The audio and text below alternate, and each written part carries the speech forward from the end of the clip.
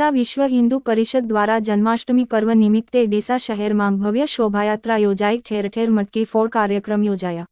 આજરોજ વિશ્વ હિન્દુ પરિષદ દ્વારા ડીસા રામજી મંદિરથી જન્માષ્ટમી પર્વ નિમિત્તે ભગવાન શ્રી કૃષ્ણની ભવ્ય શોભાયાત્રાનું આયોજન કરવામાં આવ્યું હતું, જેમાં બપોરે 2 વાગે રામજી મંદિરથી ભગવાન શ્રી કૃષ્ણની આરતી ઉતારી શહેરમાં ભવ્ય શોભાયાત્રા નીકળી હતી, જ્યારે દ્વારા જન્માષ્ટમી મહોત્સવ એટલે કે કૃષ્ણ જન્મને વધાવવા માટે મોટી સંખ્યામાં યુવાનો કાનુડાઓ બની ઠેર ઠેર મટકી ફોડ કાર્યક્રમ યોજાયા હતા, જેમાં શોભાયાત્રા દર વર્ષે કૃષ્ણ જન્મ ઉત્સવની ભવ્ય અને દિવ્ય ઉજવણી કરવામાં આવી હતી। ડીસા શહેર જન્માષ્ટમીના દિવસે ભવ્ય શોભાયાત્રા નીકળી હતી અને ઠેર ઠેર મટકી ફોડના કાર્યક્રમનું સુંદર આયોજન કરાયું છે, જેમાં હિન્દુ સંસ્કૃતિ કાર્ય મુજબ રામજી મંદિરથી શોભાયાત્રાનું પ્રસ્થાન કરવામાં આવ્યું હતું। વિશ્વ હિન્દુ પરિષદ, બજરંગદળ, પંખડ અને સંગઠનના હોદ્દેદારો અને કાર્યકર્તાઓ મોટી સંખ્યામાં ઉપસ્થિત રહ્યા હતા।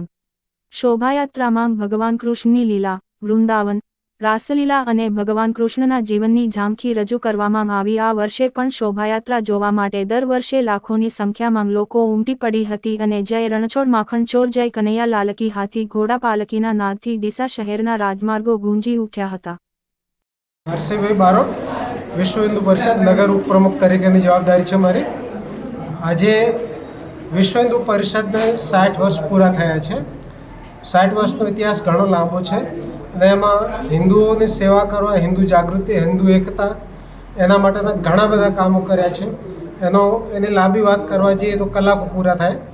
આજે ભગવાન જગન્નાથની જેમ ઓડિશાના અંદર, જગન્નાથપુરીના અંદર મોટી રથયાત્રા છે, અમદાવાદના અંદર પણ કર્ણાવતીના અંદર મોટી રથયાત્રા છે, તેમજ આ ડીસાનગરમાં પણ ભવ્ય શોભાયાત્રા, રથયાત્રા આજે નીકળવાની છે, જે એની તૈયારીઓ હાલ ચાલી રહી છે।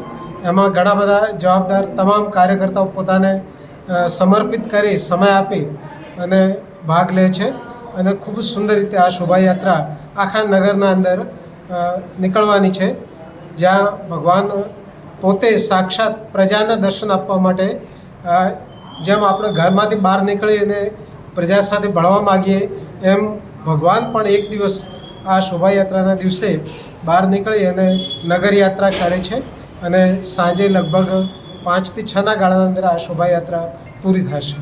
જય સિયારામ।